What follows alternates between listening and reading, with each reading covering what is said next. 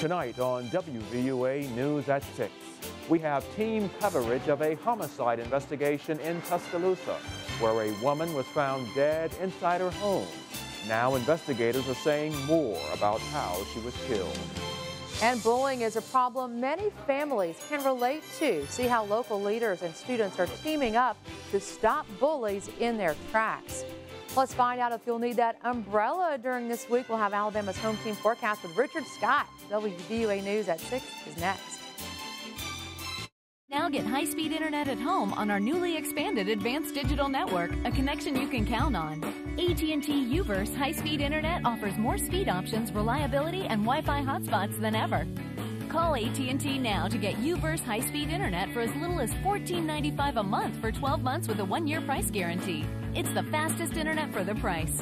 Our newly expanded advanced digital network gives you more of what you enjoy online. And with AT&T, our wireless gateway turns your home into a private Wi-Fi hotspot that connects your Wi-Fi devices and can even save on your smartphone data usage at home. So call now to get AT&T U-verse high-speed internet for just $14.95 a month for 12 months with a 1-year price guarantee. That includes access on the go to our entire national Wi-Fi hotspot network with over 30,000 hotspots. AT&T U-verse high-speed internet, now on our newly expanded advanced digital network, a connection your whole house can count on.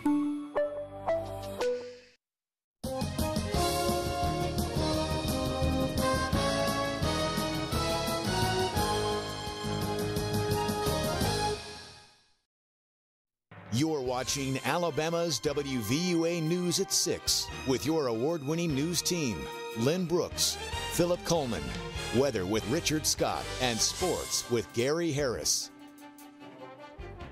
We begin tonight with team coverage of a homicide investigation in Tuscaloosa, where a woman was found dead in her home right in the heart of the city. We're learning more about the investigation, but there are still many questions. We have more on tonight's top story, starting with WVUA's Travis Leader. Travis joins us now live in Tuscaloosa. Travis, what's the latest information from investigators? Lynn, Phillip, the latest information just came from Tuscaloosa Metro Homicide Captain Lloyd Baker just about an hour ago. He says that 73-year-old Kate Ragsdale died from sharp force injury. Now, he will not explain what type of injury that was any more specifically than sharp force injury, but that's the latest on the homicide investigation of Kate Ragsdale. Now, this crime scene's been going on now for over 24 hours. It began last night, and investigators are going to stay here, according to Baker, until after the autopsy results were disclosed so that they could see if they needed to follow up on any more leads. Here's Captain Baker. The crime scene units worked through the night at the scene into today, collecting and processing evidence. We are holding the scene simply because we want to get past the autopsy to see if there's anything that arises, and that it would lead us to go back.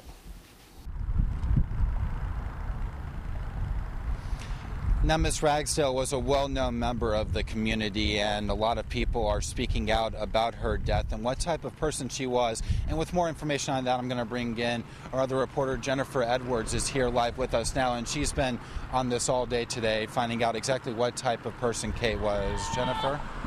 That's correct, Travis. I talked to a lot of people in the area, and they told me that she spent many years with the University of Alabama working there. After retirement, she spent a lot of her time doing volunteer work throughout the community. Today, those friends were remembering her life and the impact she had on theirs. I remember coming off the stage, and she just walked up to me and she said, "I'm really proud of you," which meant a lot because her being on the group that had hired me, you know, and I was just a young pup when I started and trying to just doggy paddle and find my way. For her to see that progression, so for somebody like her that had seen me go through all that, to be proud, it meant a lot to me. Kate Ragsdale served many volunteer hours and held many positions on the board for the West Alabama AIDS Outreach. She was part of the team who hired current Executive Director Billy Kirkpatrick. She won the Ray Taylor Service Award for Outstanding Community Member for AIDS-related activities. She was fantastic. She was smart.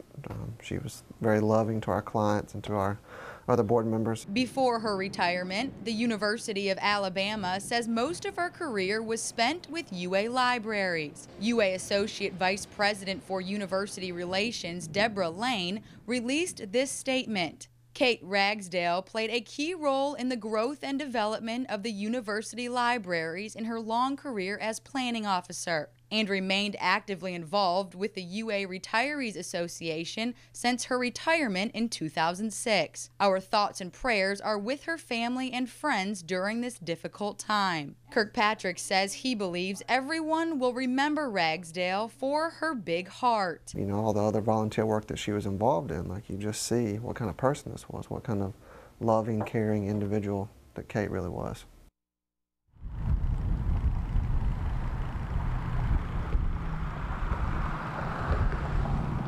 We will continue to follow this investigation on Miss Kate Ragsdale. We'll have much more for you tonight at 10. Reporting live from the Highlands in Tuscaloosa, Jennifer Edwards, WVUA News. Lynn, Philip. All right, thanks, Jennifer. The class action trial from the BP oil disaster has begun. BP has already paid out billions to settle hundreds of thousands of claims, but talks to resolve the rest broke down. BP is fighting to limit the financial penalties it faces. The judge has broken the trial into two phases. Phase 1 will focus on the actions that led up to the explosion. Phase 2 will determine the financial penalties BP and others will face for violating the Clean Water Act and the Natural Resource Damage Assessment. A sandy white stretch at Gulf State Park could become the site of a large hotel and conference center. Bills pending in the legislature would allow the state to use money from BP's Gulf Oil Spill Fund to build a conference center and let a private developer build an adjoining hotel. Republican sponsors of this bill say the goal is to create an upscale site on the Alabama coast to attract conventions. Vice President Joe Biden and his wife are headed to Alabama this weekend.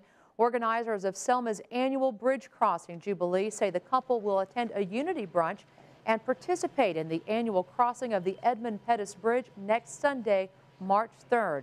The Bridge Crossing Jubilee celebrates the Selma to Montgomery Voting Rights March that led to the passage of the 1965 Voting Rights Act. West Alabama is also an area rich with history from the Civil Rights era. And the Mount Hermon Church celebrated this part of history with special guest honorees who are continuing to pave the way. One of those was the Reverend Dr. Jonathan McPherson, who marched for freedom during the 1960s. In April of 1963, Birmingham police arrested him along with Dr. Martin Luther King Jr. Also honored there at the Mount Hermon event was Dr. Eddie Thomas, the first African-American principal at Tuscaloosa High School. Dr. Thomas says Tuscaloosa should always be working toward progress. Just all of us, let's keep moving forward together. In Tuscaloosa City, Tuscaloosa County, West Alabama, state of Alabama, and the nation. Let's keep moving forward so that we can be the role model for democracy in the United States of America. And the Reverend Dr. McPherson has also wrote a book about his life called Drum Major for God. You can learn more at our website. That's WVUATV.com. Click on Numbers and Links. Bullying has become a nationwide issue for parents and educators all across the country. And now Tuscaloosa City leaders are trying to do their part. Mayor Walt Maddox has dedicated today as Stand Strong Day for anti-bullying, education, and awareness. It's all part of the I Can campaign in partnership with Tuscaloosa City Schools to combat bullying in the Tuscaloosa area. Kelsey Basley, who's with the I Can campaign, says this is all about empowering the community to learn more about the effects of bullying. I Can operates on the premise that students can do several things to prevent school bullying and even cyberbullying. We want to empower these students, especially the middle school students, and by doing so, we want to empower the community to learn more about bullying and increase their awareness. Happy Stand Strong Day! Eastwood Middle School hosted a banner-hanging event where more than 600 students signed their pledge to unite and end bullying. Still ahead, time is running out for a deal on Capitol Hill or Bill. Now for news making headlines around the nation. Congress has until Friday, March 1st, to come up with a plan to avoid forced federal spending cuts. Those cuts would strip $85 billion from federal agencies over the next 7 months. The president delivered a short speech to the National Governors Association today. Mr. Obama is calling for a combination of tax hikes and spending cuts to replace the so-called sequester. Mr. Obama says that in order to get things done, compromising is the key.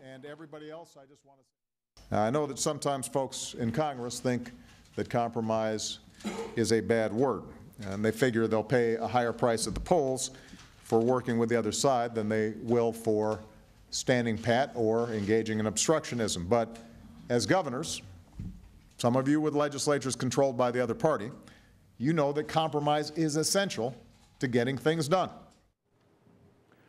And the White House also released a list of what cuts could come to Alabama. It includes, in part, around 150 teachers' age jobs, and hundreds of college students would not receive work-study jobs. There may be some changes at the top for bookstore Barnes & Noble. Chairman Leonard Riggio announced today he wants to buy the company's stores. The potential sale would leave the Nook business as a separate company.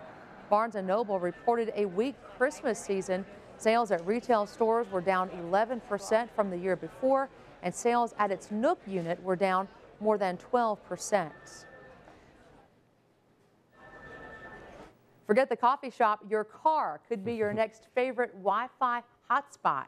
General Motors and AT&T are teaming up to add 4G wireless service to several vehicles in the U.S. and Canada. Starting next year, the system will be available on 2015 model Chevrolet, Buick, GMC, and Cadillac cars and trucks. No word on how much this service will cost. Now, still to come here on WVUA News at 6. Right